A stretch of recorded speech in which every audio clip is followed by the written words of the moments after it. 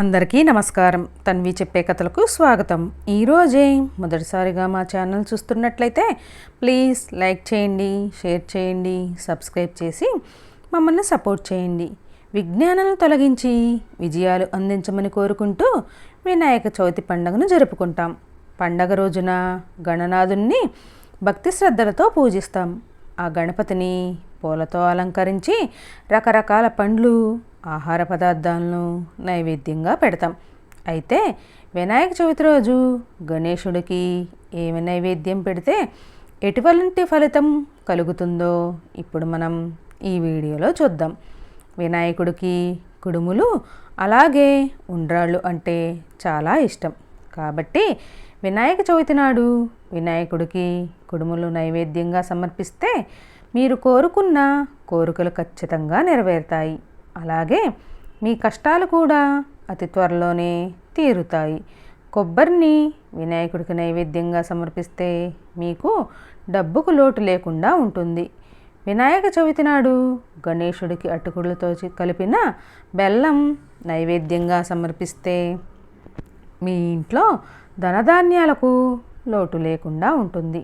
సాధారణంగా వినాయక చవితి రోజున పూజలో భాగంగా చెరుకు గడలను కూడా సమర్పిస్తారు.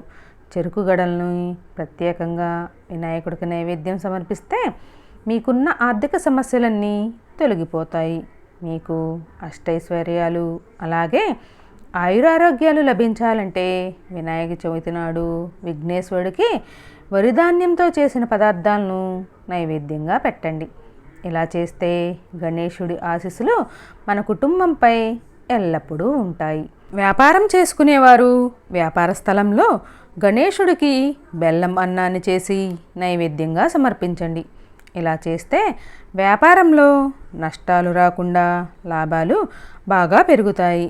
అరటిపండుని గణేశుడికి నైవేద్యంగా పెడితే చేపట్టిన పనిలో ఎటువంటి ఆటంకాలు లేకుండా మీ పనులు దిగ్విజయంగా పూర్తవుతాయి. పులిహోరని వినాయకుడికి నైవేద్యంగా పెడితే ఇంట్లో డబ్బు సమస్యలు తీరి ఇంటి యజమాని సంపద రెట్టింపు అవుతుంది. వినాయకుడికి మోదకాలు నైవేద్యంగా సమర్పిస్తే మీ కష్టాలు తీరుతాయి. గణేశుడికి బెల్లం ముక్క నైవేద్యంగా పెడితే మీకు అదృష్టం కలిసి వస్తుంది. గణపతికి పంచామృతంతో అభిషేకం చేసి జామ పండ్లను నైవేద్యంగా పెడితే మీ వ్యాపారం లాభసాటిగా సాగుతుంది. అరటిపండు గుజ్జుగా చేసి వినాయకుడికి నైవేద్యంగా సమర్పిస్తే అప్పుల బాధ నుండి విముక్తి పొందుతారు. చేజారిన సొమ్ము తిరిగి సకాలంలో చేతికి అందుతుంది. వినాయకుడికి దానిమ్మ పండు నైవేద్యంగా సమర్పిస్తే సకల కార్యసిద్ధి జరుగుతుంది. గణేశుడికి కమలాపండు నైవేద్యంగా సమర్పిస్తే నిలిచిపోయిన పనులు విజయవంతం అవుతాయి. వినాయకుడి పూజలో నైవేద్యంగా పంచదారని పెడితే మీ ఇంట్లో ఉన్న పిల్లలకు ఎటువంటి నరదృష్టి తగలకుండా ఎల్లప్పుడూ ఆరోగ్యంగా ఉంటారు.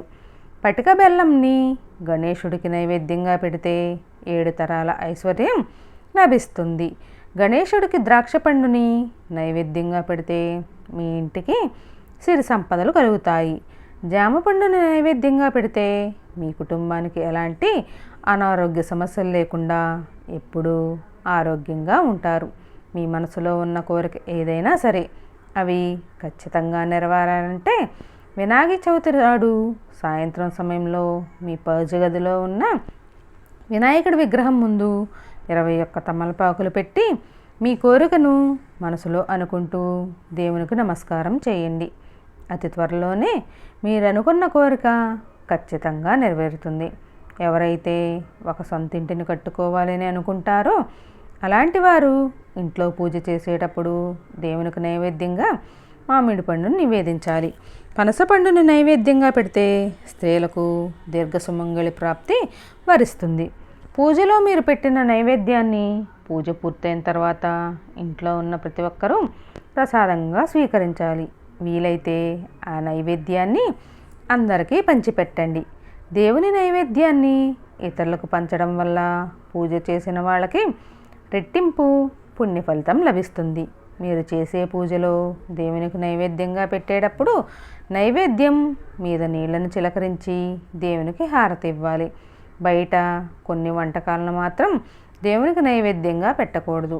నైవేద్యం పెట్టిన తర్వాత తప్పనిసరిగా హారతి ఇవ్వాలి. ఇంట్లో పూజ చేసిన తర్వాత ఒక 5 నిమిషాల వరకు పూజ గది నుండి వచ్చేయాలి. వినాయకుని పూజలో 12 రకాల నైవేద్యాలు ఖచ్చితంగా ఉండాలి.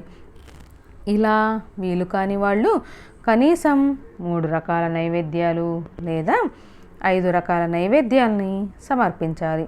హిందూ పురాణాల ప్రకారం దేవుళ్లకు ఎల్లప్పుడూ ఇత్తడి ప్లేటో కానీ తమలపాకు మీద కానీ నైవేద్యాన్ని సమర్పించాలి. ఇలా కాకుండా ప్లాస్టిక్ పాత్రలో లేదా స్టీల్ పాత్రలో నైవేద్యాలను సమర్పిస్తే అశుభ ఫలితాలు వచ్చే అవకాశం ఉంటుంది. వేడిగా ఉన్న పదార్థాలను కూడా దేవుని పూజలో పెట్టకూడదు. ఇది మహాపాపంగా పరిగణించబడుతుంది. అలా అని చల్లటి పదార్థాలను కూడా నైవేద్యంగా పెట్టకూడదు. గోరువెచ్చటి పదార్థాలను మాత్రమే దేవుని పూజలో నైవేద్యంగా పెట్టాలి. వినాయకుడి పూజలో మీరు ఏ నూనెతో దీపం వెలిగిస్తే ఎటువంటి ఫలితం కలుగుతుందో ఇప్పుడు మనం తెలుసుకుందాం. ఆవు నెయ్యితో దీపారాధన చేస్తే ఇంటిలో సర్వసుఖాలు సౌభాగ్యాలు కలుగుతాయి. నువ్వుల నూనెతో దీపారాధన చేస్తే సమస్త దోషములు పీడాలు తొలగిపోతాయి. ఆముదంతో దీపారాధన చేస్తే కుటుంబంలో ఎటువంటి అనారోగ్య సమస్యలు రాకుండా ఉంటాయి. వేరుశనగ నూనెతో దీపారాధన చేస్తే అప్పుల బాధలు కష్టాలు మొదలైనవి జరుగుతాయి. అందుకే వేరుశనగ నూనెతో దీపారాధన చేయకూడదు అని పండితులు చెబుతున్నారు. కొబ్బరి నూనెతో దీపారాధన చేస్తే వైవాహిక జీవితంలో ఎటువంటి గొడవలు లేకుండా అన్యోన్య దాంపత్యం జీవితం సిద్ధిస్తుంది. వినాయకుని విగ్రహం పక్కనే లక్ష్మీదేవి విగ్రహాన్ని పెట్టుకుని పూజిస్తే సకల ఐశ్వర్యాలు సిద్ధిస్తాయి. లక్ష్మీదేవి విగ్రహం లేని వాళ్ళు లక్ష్మీదేవి చిత్రపటాన్ని పెట్టుకోవచ్చు. కాబట్టి ఈ వినాయక చవితి రోజున ఇంట్లో పూజ చేసేటప్పుడు వినాయకుని విగ్రహంతో పాటు లక్ష్మీదేవిని కూడా పూజిస్తే మీ ఇంట్లో డబ్బు కష్టాలే ఉండవు. మీరు ఇంట్లో చేసే పూజలో వినాయకుని విగ్రహం ఒకటి మాత్రమే ఉండాలి. అంతేకాని ఒకటి కంటే ఎక్కువ విగ్రహాలు ఉండకూడదు. మీరు తెచ్చే విగ్రహం ఎరుపు రంగు కానీ పసుపు రంగులో కానీ ఉండాలి. ఇలాంటి రంగులో ఉన్న వినాయకుడిని పూజిస్తే మీ జీవితంలో ఉన్న సమస్యలన్నీ ఖచ్చితంగా తొలగిపోతాయి అని పండితులు చెబుతున్నారు. అలాగే మట్టి విగ్రహాలను పూజిస్తే ఇంకా మంచిది.